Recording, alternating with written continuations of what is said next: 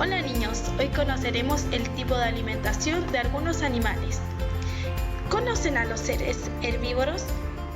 Pues ellos se alimentan de pasto, hierbas, hortalizas, como lo son la zanahoria, la lechuga, el maíz o el pepino, pero también se alimentan de frutos, como son la manzana, las peras o el plátano.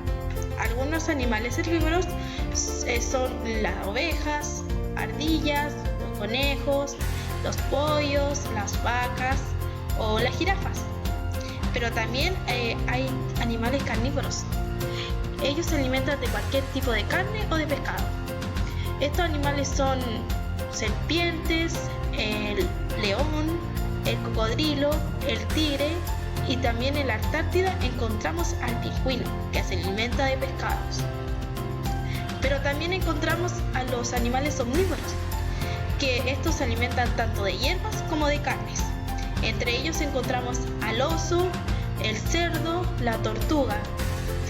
Y también nosotros, las personas, somos omnívoras.